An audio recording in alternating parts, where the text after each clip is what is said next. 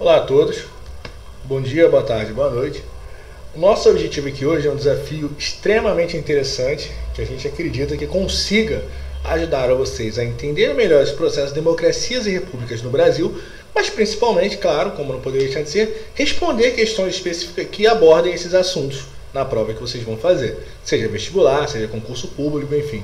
Então, por isso que o título ficou como Brasil, Democracias e Repúblicas. O que tem de diferente, o que tem de novo nesse processo aqui que a gente vai trabalhar?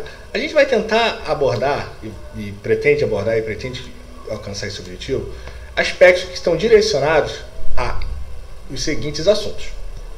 Primeira República no Brasil, 1889 e 1930, especificamente as questões políticas e os problemas que rondaram esse período da história do Brasil. Depois, a gente passa de 1930 e dá um salto direto a 1946, que vai até 1964, em que a gente vai analisar a República Democrática do Brasil, ou República Liberal, ou período democrático do Brasil, dentro da ótica do contexto internacional que permeia esse período, que é o contexto da Guerra Fria. Na sequência, a gente vai dar um novo salto e vai direto a 1985, quando o Brasil passa por uma nova democratização, uma redemocratização, que gera uma nova democracia, que é chamada de Nova República, que dura até os dias de hoje. A gente vai analisar as disputas políticas nesse período, as questões econômicas e as soluções propostas para esses problemas. Repare, a gente está pegando 3 períodos históricos do Brasil, tá? O período da Primeira República, o período da República Democrática e o período da Nova República. Estamos utilizando eles de uma linha contínua para discutir aspectos que têm em comum e diferente entre eles. Por que essa abordagem? Porque existem 2 períodos da história do Brasil que são muito cobrados e que têm vídeos específicos, que são a Era Vargas e o regime militar no Brasil. Estes períodos não adianta a gente colocar aqui, por exemplo, ou colocar como se fosse um período simplório da República, porque ele não é. Ele não é e não tem o objetivo de ser. Na verdade, esse período, esse processo na história do Brasil, ele traz consigo algumas características tão peculiares que os faz serem até mais cobrados nas provas.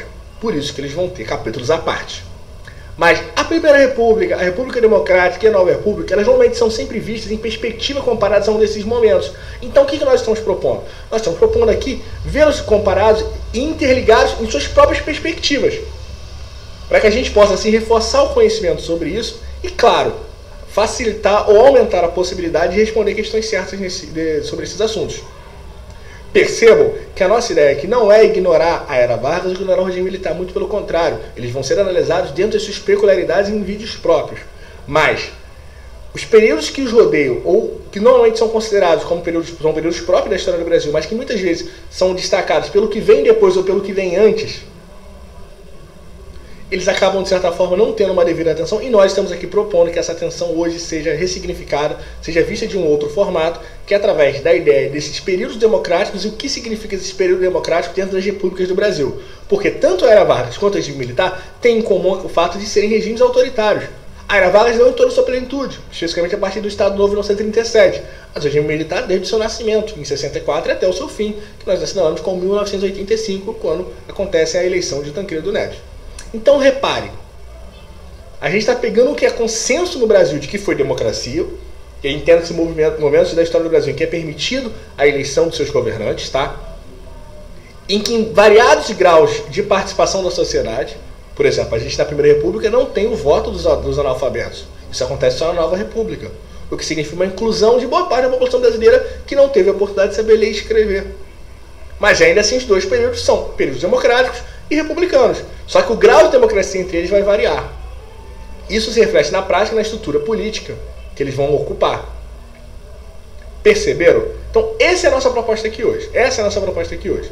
A gente começa essa proposta, basicamente, discutindo o que foi o que a gente chama de Primeira República. E a Primeira República, galera, a gente precisa olhá-la em perspectiva com relação a outras situações.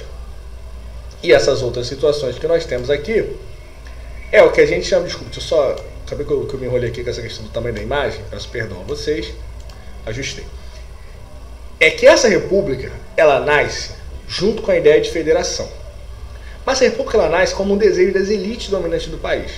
Então, de certa forma, a estrutura política da Primeira República no Brasil, ou da República Velha, que dura de 1889 a 1930, por ela nascer digamos assim, como fruto do desejo das elites dominantes do país, ela vai ter uma estrutura que agrade essa elite. Beleza? Então, por exemplo, os homens e mulheres comuns, os trabalhadores, eles continuam ausentes da vida política. Perceberam? Mas como é que eles continuam ausentes da vida política? Você proíbe essas pessoas de votarem? Não. Você cria critérios de voto. A Constituição de 1891, que é a Constituição que guia toda a Primeira República, ela traz como pessoas que podem votar homens maiores de 21 anos de idade e letrados. Ou seja, mulheres não podem votar. Menores de 21 anos não podem votar. O que é a questão da idade? Não é uma exclusão, mas essa é uma exclusão que até hoje em dia ela é aceita, tendo em vista que no Brasil hoje pessoas menores de 16 anos de idade não podem votar e acima de 18 são obrigadas a votar. Mas a Constituição de 1891, além da questão etária, ela exclui os analfabetos. Ela exclui os mendigos, que são as pessoas que não poderiam provar trabalho, tá? E também exclui os praças militares. Mas especificamente os analfabetos, que compõem grande parte da população brasileira, grande parte formada por homens maiores de 21 anos de idade, em que muitos são, inclusive, descendentes de escravos ou vêm do período estão vivendo pós-abolição, que foram libertos um ano antes da proclamação da República, em 13 de maio de 1888 pela Lei Áurea. Esses caras estão excluídos. Mas essa república, ela permite o voto. Por isso que ela é entendida como democrática. Beleza? E mais, ela é democrática, ela é federativa. Porque a Constituição de 1891 adotou um modelo federativo. Por quê? Porque os grupos oligárquicos estaduais queriam ter poder. Poder que antes ficava concentrado nas mãos do imperador. Se era você acabar com o império e manter o poder centralizado na figura de um líder, você não tinha por que fazer esse movimento todo de criar uma república. Mas a criação da república ela se dá para atender aos interesses das oligarquias estaduais também, ou das oligarquias. Beleza? E através disso, é através de garantia de poder, através da federação. E o que é isso na prática? É que eles vão poder utilizar o poder público para se manter na situação que eles estão desde o Império. E como é que eles se mantêm na situação que eles estão desde o Império? Através de agência distribuidora de favores. O que é isso? É a pessoa precisar de um médico e você arrumar um médico para ela. Essa pessoa teria direito a ter um médico público ou deveria conseguir esse médico através do Estado. Mas para isso, ela pede um favor, no caso da República Velha, a um coronel, a um líder local. Semelhante hoje em dia com o que acontece nas eleições para o Legislativo, em que muitos vereadores trocam votos ou em troca de ajudinhas. O problema é que essas ajudinhas, na Primeira República, elas reproduziam a dependência e mantinham as necessidades das pessoas, política e econômica, através de uma coisa chamada clientelismo. O clientelismo era de você utilizar o poder público, de você utilizar o Estado para garantir para ti um benefício, para garantir para ti uma consulta ou coisa do gênero. Só que o problema é que você pagando isso com o seu voto, por exemplo, o voto de cabresto, você se mantém preso a essa necessidade que você vai precisar de um favor de um determinado sujeito que ocupa uma determinada posição na sociedade. Só que esse sujeito, por outro lado, ele só consegue te fazer esse favor porque ele está dentro de uma lógica maior, que é a política dos governadores. Que era um acordo em que a mesma eleição que elegia o presidente dos estados vai eleger o presidente da República. Então o presidente da República, que detém a máquina maior, ele vai ajudar o presidente do estado, que vai ajudar o coronel. O coronel, que controla o município, vai fazer com que o seu curral eleitoral vote no presidente do estado e vote no presidente da República. E assim a estrutura se mantém intacta ao longo da Primeira República. E para isso você tem mecanismos, como por exemplo o voto de cabresto ou o voto em que você coage as pessoas para isso. O coronelismo é a base disso tudo. Os coronéis podem ser entendidos como chefes políticos locais que fazem exercer o seu poder. Muitas vezes, inclusive, quando não garantido pelo voto, digamos assim, direto, por meio das fraudes eleitorais, em que as urnas com as cédulas elas não eram direcionadas como elas tinham sido preenchidas. Muitas vezes com as cédulas preenchidas sendo entregue na mão de quem ia votar. Daí o poder dos coronéis. Daí também esse período chamado como República dos Coronéis. Mas esse período de República dos Coronéis é porque o coronel é a base do governador, que é a base do presidente. E o presidente, inclusive, a troca presidencial, inclusive, também não é uma coisa aleatória. Era uma coisa dentro da lógica da política do café com leite, em que as oligarquias de Minas Gerais e de São Paulo negociavam para ver quem ocupava o posto de presidente da República, para garantir principalmente que o café, que era um produto vendido internacionalmente, mantivesse seus preços altos, que justificasse a sua plantação, justificasse a sua produção, justificasse a sua venda. Muitas vezes era garantido por meio do governo comprando os cafés em excedente para baixar o preço. Pensa no seguinte, se você tem muito café sendo vendido, o preço tende a cair. Então, para o preço não cair, você tira o café do mercado. Como? Você joga esse café fora? Não. Você já gastou um dinheiro para produzir ele. Então o Estado vai lá e compra isso de você. O Estado compra simplesmente para queimar. O Estado compra para não fazer nada com esse café, para deixar para descer. Não é para distribuir com a sociedade, é para deixar para descer. Para que esse café seja eliminado, essa oferta que está alta caia e o preço que está baixo volte a subir. Isso é garantido através da política dos governadores, como por exemplo do convênio de Taubaté, que foi assinado na cidade paulista de Taubaté em 1906, e que o governo garantia que ia fazer isso quando fosse necessário, para garantir o lucro para as oligarquias. As oligarquias que proclamaram a República. Perceberam como é que essas questões estão bem emaranhadas e elas norteiam a Primeira República? Mas ainda assim, como nós dissemos, essa é uma república democrática. Mas é uma república democrática em que o coronel controla os votos. E que ele troca os votos muitas vezes por favores, pelo clientelismo. Tá? Isso é o que permeia, o que garante que você tenha desigualdade social, desigualdade de direitos. Mas muito disso se dá porque você não tem um serviço do Estado sendo prestado de maneira impessoal, de maneira republicana, de maneira visando ao interesse público. Porque a República ela é criada para atender qual interesse? Entender o interesse das oligarquias locais. Por isso que a Primeira República também é chamada de República dos Coronéis ou República da Oligárquica. Perceberam? Só que assim, a oligarquia ela não é uma característica desde o início da República. Houve tentativas de mudar esse cenário. Por exemplo, o primeiro presidente do Brasil, Marechal Deodoro da Fonseca, ele buscou tentar fazer com que a população não ficasse dependente tanto dos recursos vindo do campo, da plantação de café. Ele buscou, por meio de um projeto econômico desenvolvido pelo seu ministro da Fazenda, então Rui Barbosa, em que as pessoas teriam essa facilidade de acesso ao crédito. O que é o crédito? A pegar dinheiro no banco. Pegar dinheiro no banco. Você poderia chegar no banco e falar, eu tenho uma empresa, eu tenho uma fábrica, eu tenho não sei o que, eu tenho não sei o que lá, eu vendo não sei o que, eu preciso de dinheiro para fazer meu negócio prosperar. Ele criou uma medida através de um decreto-lei, garantindo que, olha, o crédito está facilitado no Brasil. Só que o que aconteceu? Muitas pessoas foram pegar crédito. Mas muitas pessoas foram pegar crédito não para abrir negócios, foram pegar crédito para gastar o dinheiro. O que fez com que tivesse muito dinheiro na praça. Muito dinheiro na disposição das pessoas. Quando as pessoas têm muito dinheiro para gastar, o preço dos produtos tende a subir. Porque quem está vendendo pensa o seguinte, pô, por que eu vou vender a 10 se o cara tem 100 para pagar por isso? Ele vai pagar 100. Então o preço das coisas sai de 10 e vai para 100, sobe. Essa subida de preço em larga escala é chamada de inflação. Isso é ruim para a economia do país.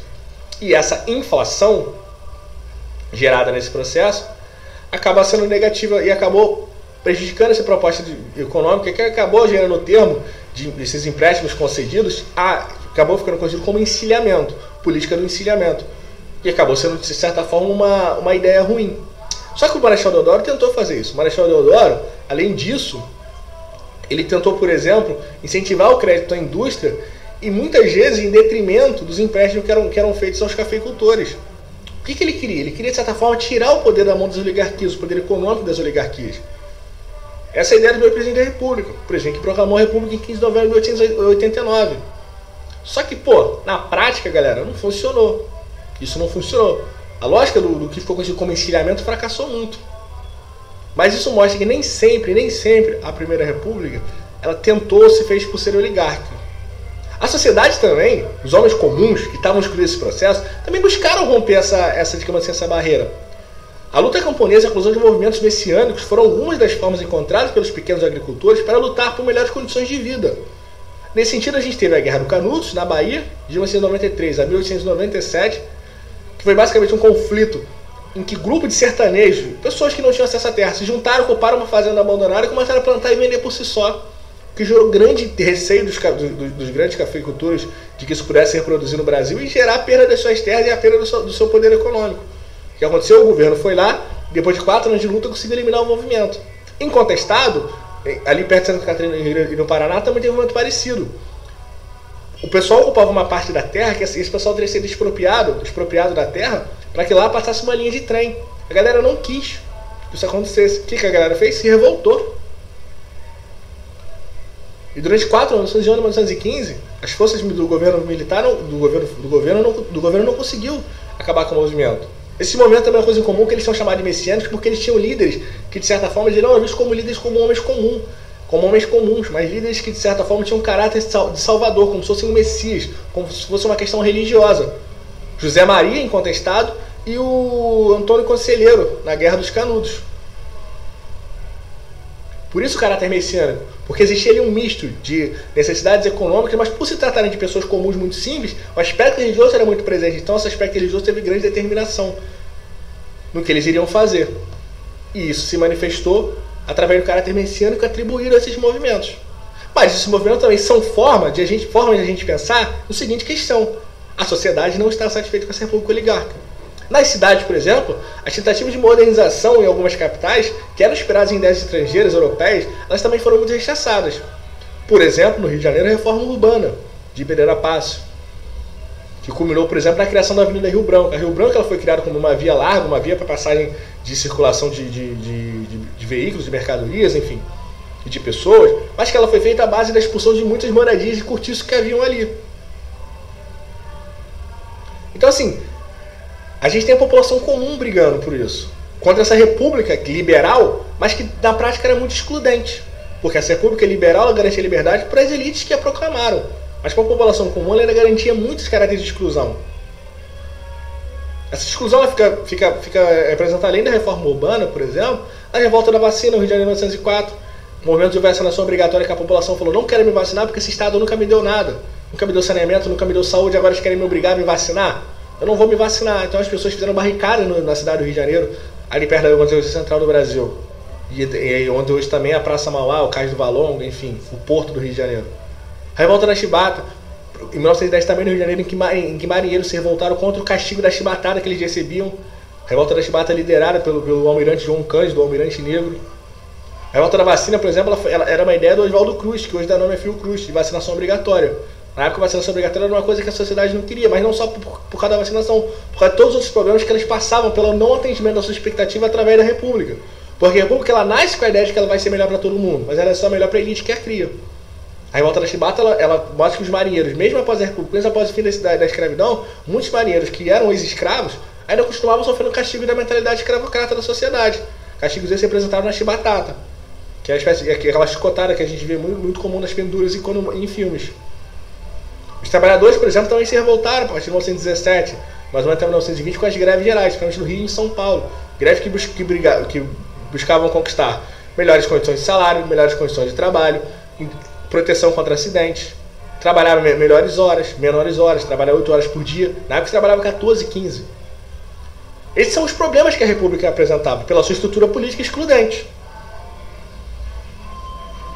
Só que esses fatores em si não assinalaram o fim da República. A República ela chega ao fim muito liderada pelo movimento tenentista, que nada mais era do que um movimento liderado pelos militares de média patente, que sob uma perspectiva nacionalista buscavam dar à República o seu caráter de república de verdade, ou democrática de verdade. Então, assim, eles até divergiam se o movimento da República deveria ser uma coisa mais centralizada na figura de um líder só, ou se ela deveria ser um aspecto, digamos assim, mais liberal. Só que, em geral, eles traziam a seguinte ideia: a República oligárquica, como ela está funcionando, ela não pode mais existir. Então tivemos um momento como o movimento 18 do Forte de Copacabana, em 1922, que consistiu num movimento liderado pelos tenentistas, que saíram do Forte de Copacabana, com 17 militares, depois juntou-se eles um civil, que caminhou pela orla de Copacabana para chegar até a sede do governo. Eles foram eliminados antes do caminho, sobraram só 2, na verdade, tenentistas, representante do movimento tenentista desse 18 do Forte, ou até o movimento do Coluna Miguel Costa Prestes, ou Coluna Prestes, que foi de 1924 a 1927, que basicamente foi um movimento que varreu parte do Brasil, somente a região centro-oeste e sudeste do Brasil, que tentou ser também parte do Nordeste, que tentou se provocar uma revolução no Brasil que destituísse o governo no Rio de Janeiro, o governo presidencial, na época era sediado no Rio de Janeiro. Não conseguiu. Mas mostra uma satisfação, até dos militares. Não da elite militar, da cúpula militar no primeiro momento, mas da militar de baixa patente, que é um militar que antes de ser militar, sofria na cidade, sofria com a falta de estrutura de saneamento básico, sofria com as expulsões de moradia da reforma urbana, sofria com a vacinação obrigatória que provocou a revolta da vacina. Em alguns casos poderiam até ter passado pela Marinha e sofrido com a chibatada. São esses caras que estão se revoltando. Repara que são os homens comuns que estão dando sinais, ó, para a oligarquia, falando, a gente não quer viver assim. Só que a república ela é tão estruturada em torno da oligarquia que ela só acaba quando acontece uma cisão oligárquica, ou uma crise da oligarquia, que acontece nas eleições de 1930. A cisão oligárquica, a disputa na política do café com leite entre São Paulo e Minas Gerais, que termina marcando o fim da república. Basicamente, em 1930, você tem a eleição presidencial, que a política do café com leite deveria garantir a eleição de um político aliado aos mineiros, mas o pessoal de São Paulo, na figura do Washington Luiz, que era então presidente do Brasil e ex-governador de São Paulo, quer eleger um outro paulista, que é o atual governador de São Paulo, Júlio Prestes, da época. Os mineiros rompem com essa política do café com leite, estabelecida lá no início da República, apoiam outro candidato, que é o da Aliança Liberal, da Aliança Liberal, que é o Getúlio Vargas. Getúlio não é eleito, Júlio Prestes é reeleito, mas ele é eleito dentro do contexto do coronelismo, que a gente viu, do voto de Cabresto, que a gente viu, da política dos governadores, que a gente viu. Há uma denúncia de fraude e tudo mais, só que assim, isso não vai levar para frente. Porém, o assassinato do candidato a vice-presidente da República, do Getúlio Vargas, do João Pessoa, então presidente da Paraíba, o assassinato desse cara faz com que a República, faz com que a cisão oligárquica agora ganhe o apoio dos militares. Os militares, muitos representantes do movimento tenetistas. Então o que essa galera faz? Essa galera começa um movimento em Minas Gerais e no Rio Grande do Sul, que se junta em 3 de outubro de 1930 no Rio de Janeiro e provoca o fim da Primeira República e o início da Era Vargas. E aí eu reitero, a gente tem um vídeo específico sobre a Era Vargas, que começa em 1930 e que termina em 1945 com a participação do Brasil na Segunda Guerra Mundial. E aí após a Era Vargas, o que você tem?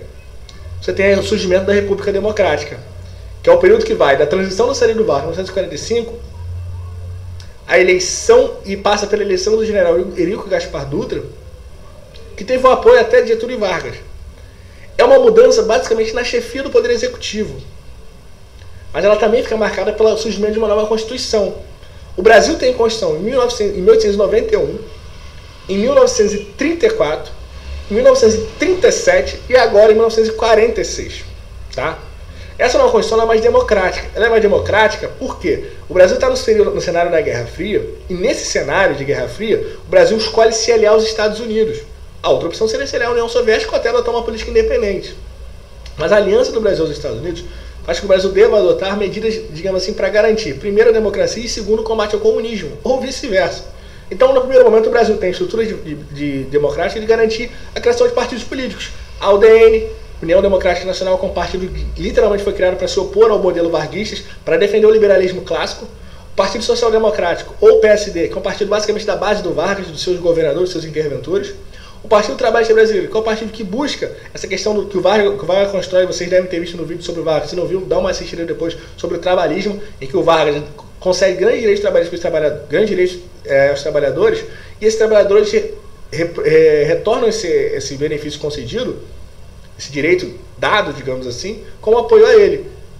E os trabalhadores, de certa forma, que viam nessa política varguista trabalhista uma coisa de você prender os trabalhadores a um determinado modelo político, se manifesta através do Partido Comunista Brasileiro, ou PCB, que é um grupo de esquerda que defendia a implantação das ideias marxistas no Brasil. Numa democracia, como a República Democrática ela apresenta, democracia tradicional, no sentido lato da palavra, deveria permitir a perpetuação desses partidos. Mas como nesse período o Brasil está aliado aos Estados Unidos, a democracia do Brasil ela também tem um combate ao comunismo. Tanto que em 1947, o Supremo Tribunal Federal caça o registro do Partido Comunista Brasileiro, que à época era o 4º maior partido do Brasil. Partido da época liderado por Luiz Carlos Prestes. Então, assim, é um sinal de alinhamento do Brasil com os Estados Unidos, certo? Sim. E além do alinhamento político, você tem um alinhamento econômico, em que o governo Dutra segue uma doutrina liberal, né? Que vai diferente do que é adotado no Estado Novo. Mas ela, de certa forma, ela busca dar um fim ao lance do Estado atuar controlando a economia, a tendência estatizante. Esse modelo que tinha ganhado força a partir de 1929, com a crise de 29, que a gente vê um pouquinho na Era Vargas, com Vargas chegando ao poder, com as ideias do keynesianismo, que surgiram nos Estados Unidos e chegaram também ao Brasil, de que o Estado deve intervir na economia para garantir a economia funcionando. Em 1940, essas ideias perdem força. Até mesmo nos Estados Unidos. E tem de novo o crescimento da ideia de uma ideia liberal. Essa ideia liberal, influenciada por essa euforia democratizante no Brasil, ela basicamente está querendo combater todo aspecto de autoritarismo. E esse aspecto de autoritarismo é combatido no Brasil através da República Democrática, através da questão do liberalismo voltando. Mas isso principalmente se dá muito no governo Dutra. Por quê? Porque depois de Dutra, em 51, Vargas volta ao poder. E quando ele volta ao poder, o que ele faz? Ele quer garantir o desenvolvimento econômico como ele garantiu na era Vargas. Repara, agora não era Vargas, tá? Era Vargas é 30 a 45. Aqui a gente tem sempre a volta de Vargas ao poder. Ele quer garantir isso, estimulando a industrialização. Mas a industrialização através de quem? Através do capital privado nacional, principalmente através do Estado também atuando na economia. E para isso ele quer, por exemplo, ter o apoio dos trabalhadores, concedendo garantias de benefício aos trabalhadores e tudo mais. Então assim, o Vargas ele consegue, ele volta ao poder e traz com ele a volta de muitos aspectos que estavam presentes no Estado Novo, mas em outro contexto internacional.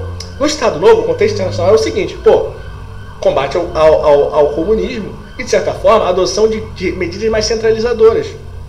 Principalmente medidas centralizadoras. Para quê? Para derrotar, para no primeiro momento, alinhado ao fascismo e depois não são mais alinhados ao fascismo. É até o fato de não haver mais um alinhamento, digamos assim, uma boa conceituação do que eram os regimes autoritários, fascismo e nazismo, no primeiro momento eles eram aceitos, influenciam, por exemplo, a chegada de Vargas ao poder. É essa mudança de processo que faz com que nesse período o Vargas perca poder. E quando ele volta em 51, ele volta num outro contexto, um contexto de Guerra Fria, em que as medidas populistas do Vargas, que visavam agradar a população, de certa maneira geral, e manter ela presa, dependente do Vargas de poder, elas são vistas como comunismo e devem ser combatidas. Mas quem é a oposição de Vargas no Brasil em 51? A UDN, União Democrática Nacional, que tem na figura do Carlos Lacerda, seu principal líder. O Carlos Lacerda era um jornalista e político, chegou a ser governador do estado do Rio de Janeiro, que criticava muito essas medidas do Vargas, porque ele defendia o liberalismo clássico, pouco intervenção do Estado na economia e garantia de uma liberdade política para as pessoas votarem quem quiser e não votar condicionada à troca de favores, até um suposto clientelismo que havia se marcado a Primeira República. O Lacerda perturba tanto, de certa forma, o Vargas, que o Gregório, que era o chefe da guarda pessoal do Vargas, tenta matar o Lacerda. Só que não consegue. A tentativa de assassinato do Lacerda, ela fracassa e gera uma grande pressão para que o Vargas agora renuncie. Porque a tentativa de assassinato do Lacerda termina com a morte de um oficial da aeronáutica, ou seja, das forças militares. E faz com que o Vargas, que sempre teve a simpatia dos militares enquanto esteve no poder, para se manter no poder, começa a perder de novo o apoio dos militares. Repare, ele perde o apoio dos militares em 45, quando a gente vê, pós-Segunda Guerra Mundial, na era Vargas, e também perde em 54. E aí, sem o apoio dos militares, ele fica com pouca capacidade de governar. E aí, num ato de desespero, e muitos entendem como um ato político, ele comete suicídio em 24 de agosto de 1954. Então, quando ele comete suicídio, ele se marca testemunho em que ele responsabiliza os seus adversários pela sua morte. A população, muito simpática ao Vargas, vai às ruas, quebra jornais contrários ao governo varguista, como, por exemplo, o Jornal Globo, enfim.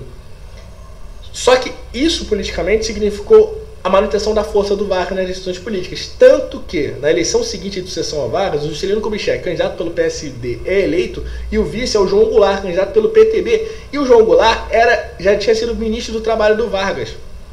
E nesse período, a eleição presidencial e vice-presidencial diferenciaram. Você votava no cara para presidente e no cara para vice. Inclusive, podia votar em cara de chapas distintas. O João Goulart e o Juscelino e o Jango, de certa forma, eram de chapas distintas, porque a chapa do PSD era uma, a chapa do PTB era outra, a chapa da UDN era outra. Mas foi eleito um representante da chapa do PSD, o Juscelino, e um representante da chapa do PTB, o João Goulart, o Jango, que é eleito. O que mostra um pouco da força do Vargas na influência dessa eleição ainda.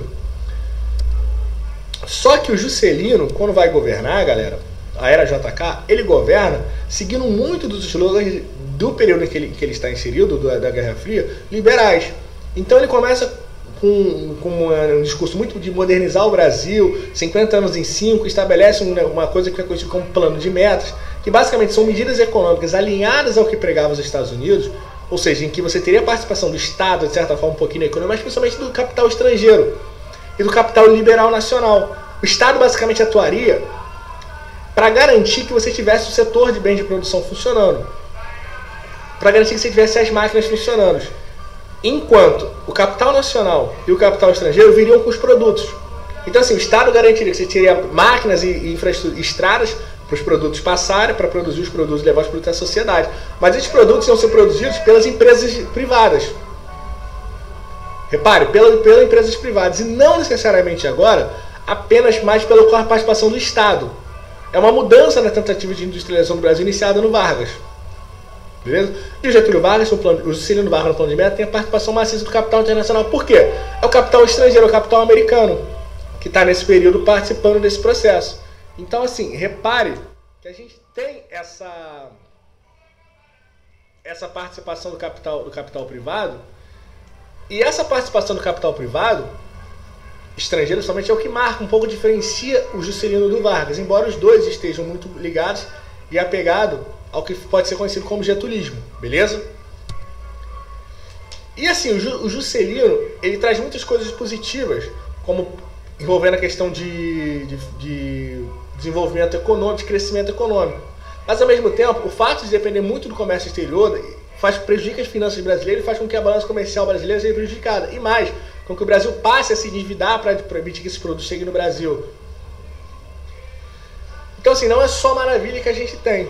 Por outro lado, como você tem mais produtos chegando, os produtos com preços variados, alguns produtos com pouca competitividade, faz com que esses produtos sejam vendidos a preços muito elevados, o que faz com que haja uma inflação. Porque você não tem uma preocupação inicialmente do Juscelino, fisicamente, em você distribuir renda, na verdade. Você quer que essa renda seja gerada na lógica liberal e que quem conseguir produzir renda melhor vai sobreviver melhor. E quem não conseguir produzir, galera, senta e chora. Então isso acaba gerando um pouco também de desigualdade social e regional, porque principalmente o Sudeste, São Paulo e Rio de Janeiro, onde são as principais indústrias desse período. Então assim, a questão social do salário, a questão regional, dependendo da região que você estivesse, tudo isso impacta na política do Juscelino, beleza? Mas faz com que o plano de meta, de certa forma, seja alcançado. Só que, por outro lado, a situação com esses problemas de governo do Juscelino faz com que a sociedade entenda que esse modelo do Vargas, ou consequência derivada do Vargas, está com problemas. E aí, Juscelino é sucedido por um cara chamado Jânio Quadros, que é ligado ao DN, e que vem com medidas, digamos assim, muito mais liberais, pregando muito menos a participação do Estado, o combate à corrupção. Só que no governo do Jânio, o Jânio Quadros, ficou muito marcado por ser de curta duração e controvérsia, em que o presidente, ainda que se alinhasse algumas medidas dos Estados Unidos dessa questão do liberalismo, na verdade ele ficou muito preocupado com questões morais, como proibir a utilização de biquínis na praia, proibir a briga de galos, enfim. E até necessariamente na questão dos Estados Unidos, ele até adota uma lógica econômica, digamos assim, mais alinhada aos Estados Unidos, porém, em termos de política externa, ele até tentou adotar uma situação mais independente, que o Brasil não estaria nem aliado aos Estados Unidos, nem à União Soviética. Tanto que ele, por exemplo, condecora o Che Guevara, que era um dos líderes da Revolução Cubana, uma revolução que acaba virando socialista, inimiga dos Estados Unidos. Ele condecora o Che Guevara em Brasília. Que é outro ponto interessante. Brasília passa a existir nesse período porque, em 1960, no último ano de Juscelino Kubitschek, ele consegue construir Brasília, que é a grande imagem de marca do seu governo, junto com o plano de metas. E o Che Guevara é condecorado lá, o que marca, de certa forma, o Jânio com uma posição de política externa independente. Só que isso faz com que o Jânio, na prática, perca muito apoio. Ele perde apoio da própria DN, que vê nos atos controversos do Jânio uma possibilidade do Jânio, em algum momento, se alinhar ao que era visto como comunismo. Ao mesmo tempo, ele não passava segurança aos trabalhistas e ao próprio getulista de que ele poderia ser um governante que atenderia seus interesses.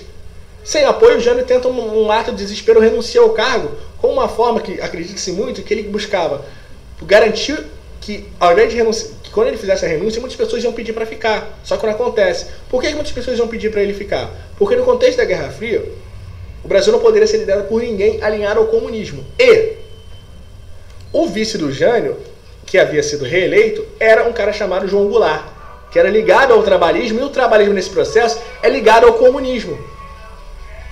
E visto sobre essa ótica, o que acontece? O Jânio apostava que as pessoas teriam medo, que a elite brasileira teria medo do João Goulart assumir o poder. Mas ao mesmo tempo a elite brasileira também não queria o Jânio mais no cargo. Então o que eles fazem? Eles acham um meio termo. Cria-se um parlamentarismo no Brasil, em que o Brasil seria governado por um primeiro-ministro e não por um presidente. O presidente estaria lá, seria o João Goulart, mas não teria muitos poderes, e os poderes seriam o primeiro-ministro.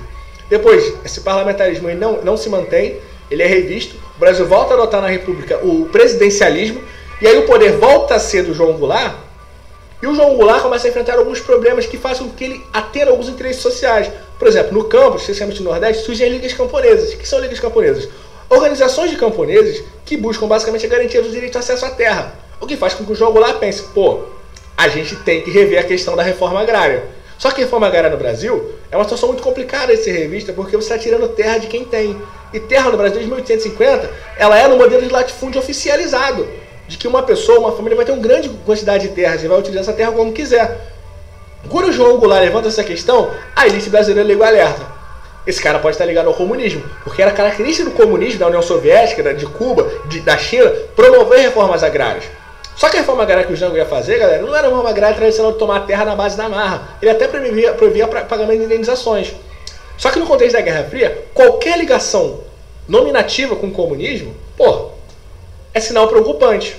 Isso se junta muito mais ainda quando ele começa a ter o apoio da União dos Estudantes. Os estudantes são vistos como muito ligados ao comunismo, ao socialismo nas universidades, que era ensinado, tá bom? E até certa forma de parte da Igreja Católica que vê na preocupação do Jango com os pobres uma coisa boa. Acho que de certa forma a Igreja Católica não é uma instituição que é tradicionalmente vista como alinhada ao que seria o que os Estados Unidos pregavam. Mas, de certa forma, as questões sociais são muito ligadas ao que a União Soviética defendia, ao comunismo. Isso era malquisto por parte da sociedade brasileira, especificamente a sua elite. Isso faz com que o Jango perca poder. O Jango, de certa forma, consolida suas ideias no termo chamado reformas de base. O que é reforma de base? É um conjunto de tentativas de modernizar o capitalismo que ele tinha, mas não modernizar o capitalismo para gerar mais lucro, para reduzir as desigualdades sociais. Então, por exemplo, ele pregava que o voto deveria ser um voto mais adotado aos analfabetos, um voto aberto aos analfabetos, ou seja, participação da sociedade. Participação popular da sociedade, nesse contexto, é ligado ao comunismo. Repara, o contexto internacional é muito importante para esse projeto do Brasil, porque é um contexto bipolar, em que você tem os Estados Unidos com o capitalismo de um lado e o comunismo da União Soviética de outro. Então, as ações, elas são, digamos assim, ressignificadas no Brasil desse jeito, em que você ora está alinhado aos Estados Unidos, ou ora pode estar alinhado ao socialismo soviético. E aí, o não alinhamento aos Estados Unidos é malquisto nesse período para as elites. Então, a reforma de base do Jango, que é uma tentativa de modernizar o Brasil para reduzir as desigualdades sociais, a partir de ações do Estado, garantindo a educação, garantindo o acesso à terra, garantindo o acesso ao voto, garantindo o aumento do poder de renda com o aumento do salário mínimo, ele é mal visto. E é essa dificuldade de Jango de implantar algumas coisas dentro desse contexto da Guerra Fria, começam a minar o seu governo. Que tem o ato final, quando ele discute na Central do Brasil, promovendo um grande aumento do salário mínimo. Esse discurso, acompanhado por mais de 100 mil pessoas, é combatido com um movimento em São Paulo, conhecido como Marcha da Família com Deus pela Liberdade, que é um movimento ligado pela elite, digamos assim, mais conservadora e mais ligado aos Estados Unidos, que fala, olha, aquele cara lá está querendo implantar um comunismo no Brasil, esse cara não pode continuar no cargo. Para isso, a gente está aqui defendendo o alinhamento aos Estados Unidos, o alinhamento aos valores da família, o valor do liberalismo. E aí, 31 de março de 1964, acontece o golpe civil-militar, liderado pelo general Olímpio de Moura Filho, que é um personagem interessante na era Vargas. Ele faz isso com o apoio de alguns governadores, como de Minas Gerais, por exemplo, Magalhães Pinto, e o Jango, ao invés de reagir a essa tentativa de golpe, na verdade ele foge para o Rio Grande do Sul, depois foge para o Uruguai. E aí, entende-se que o cargo dele está abandonado. E a falta de liderança faz com que haja um movimento de oposição ao golpe civil-militar no Brasil. E a partir de 1º de abril de 1964, o Brasil passa a ser governado pelos militares. E vai durar esse governo dos militares até 1985. Que a gente vê isso no vídeo específico sobre isso. Mas a partir de 1985, o que a gente tem? A gente tem a chegada da nova república. Que é a chegada desses caras a presidente da república. O Sarney, o Collor, o Itamar, o FHC, o Lula, a Dilma, o Temer e o Jair Bolsonaro. Esses caras marcam a nova república, que se caracteriza basicamente pelas disputas políticas entre a direita e a esquerda. A nova república, ela nasce no final da Guerra Fria, tá bom? Em que a direita, a esquerda e o capitalismo e o socialismo estão disputando o poder. E ela fica marcada no Brasil nos anos 90, especificamente no governo Collor e no governo FHC, e consequentemente também no governo Itamar, por governos que estão, de certa forma, mais alinhados ao neoliberalismo, defendido pelos capitalistas, defendido pela direita, defendido pelos Estados Unidos. São governos que buscam modernizar o Brasil, trazendo, por exemplo, a entrada de capital estrangeiro, a chegada de empresas estrangeiras no Brasil, privatizações, tá bom? Que buscam, através disso, combater a inflação, que é o principal problema do Brasil nesse período, e o desemprego. A inflação, de uma maneira geral, consegue ser combatida pelo governo FHC, mas não o desemprego. O desemprego necessitava de ações de medidas de políticas mais positivas, mais socioafirmativas. Políticas essas começam a ser adotadas a partir de 2002. E que é um governo que, de uma maneira geral, está mais adotado com a interferência do Estado na economia, que são os governos do Luiz Inácio Lula da Silva, da Dilma Havana Rousseff, do governo da era PT, digamos assim, que duram até 2016. E que marcam, de certa forma, um alinhamento, uma preocupação da sociedade, em que o Estado atue para garantir a justiça social, distribuição de renda, redução da desigualdade social e regional. E aí são governos mais direcionados à esquerda, digamos assim. Mas em 1916 há uma nova mudança de filosofia, com a deposição pelo impeachment da presença de Dilma Rousseff e a chegada do Michel Temer ao poder, e que marca um retorno ao alinhamento dos pressupostos do neoliberalismo ou do liberalismo econômico, que o Estado tem que intervir pouco na economia, as empresas devem ter mais liberdade para atuar, para assim gerar riqueza e gerar também uma melhoria na qualidade de vida de todas as pessoas. É com esse discurso, por exemplo, que Jair Bolsonaro é eleito presidente do Brasil em 2018. E até o momento que a gente gravou, Jair Bolsonaro ainda é o presidente do Brasil, então a gente não vai analisar o governo dele aqui, mas mostrar que esse governo ele chega num elemento que começa em 2016 de um retorno aos pressupostos do liberalismo, que foi interrompido em 2002 pela chegada do PT ao poder, em que busca garantir, por meio de ações de intervenção do Estado na economia, a justiça social. Essa lógica de justiça social, ela é interrompida por um impeachment. Impeachment também havia acontecido no Brasil antes, com a saída de Fernando Collor de Mello do poder. O Collor, ele sai do poder em 1992 e chega ao poder de Itamar Franco. E o Collor depois sofre impeachment por acusação de corrupção. O Collor é um presidente que, de certa forma, começa a privatização no Brasil e busca modernizar o Brasil, permitir que o Brasil se insira na nova ordem econômica, recebendo muito capital estrangeiro. Essa lógica se mantém com o FHC. Mas a FHC se destaca pela criação do Plano Real, do real como moeda e da estabilização da inflação. Depois da FHC chega ao poder o Lula, e o Lula se destaca, e a Dilma Rousseff era PT de maneira geral, pelo quê? Pelo combate à justiça, pela busca da justiça social, pelo combate à desigualdade, por aumento do salário mínimo, garantia de educação. Mas esse modelo se mostra não suficiente a longo prazo, e que em 2016 a sociedade, através do impeachment da Dilma Rousseff, acusada de desrespeitar as regras orçamentárias, e marca a chegada do Michel Temer no poder e busca uma mudança de política em que você tem que defender a volta do liberalismo clássico, de certa forma, ao poder. A volta da liberdade econômica das pessoas e pouca interferência do Estado na economia. E esse modelo sustenta a chegada ao poder de Jair Messias Bolsonaro que nós temos hoje em dia. Beleza? Então, galera, isso era o que eu queria dizer sobre repúblicas. Isso foi um resumo do que foi esse processo que a gente analisa de 1889 até 2016. Como é que vocês consolidam isso? Através de leituras, de aspectos específicos, assistindo vídeos, ouvindo podcast. A gente aqui tem forma de fazer isso de que maneiras? Através dos meus canais de contato, vocês podem mandar dúvidas, pedir explicações sobre alguns assuntos que não estão previstos nesse vídeo, e através de outros vídeos que vão surgir ainda, analisando alguns períodos específicos da história do Brasil. Como a gente tem para Era Vargas, do regime militar, também vai ter, e a gente também vai criar outros vídeos específicos sobre alguns aspectos da história do Brasil que merecem uma atenção melhor de vocês, beleza? Então assim, continue estudando, mantenham o foco de vocês. A gente se vê em breve com novos vídeos. E assim, busquem sempre estudar de formas e de fontes variadas para que vocês consigam alcançar os seus objetivos, tá bom? Eu peço alguma desculpa por algumas interferências sonoras que a gente teve nesse vídeo, enfim, não tem como controlar o que acontece fora do ambiente de estúdio aqui que eu tenho, aqui onde eu gravo, então em algum momento, dependendo do horário do dia, as pessoas fazem um pouco mais de barulho, enfim, de externos, como buzina, como sons que não estão vindo daqui de dentro do ambiente, de outros ambientes de estudos. Então a gente espera que isso não tenha atrapalhado vocês. Se isso atrapalhou, por favor, nos avisa, a gente busca regravar ou compensar de outra maneira, tá bom? Mas é isso, galera, mantenha o foco, a gente está aqui à disposição para essa e qualquer outras dúvidas, tá bom, galera? Vejo vocês em breve. Valeu!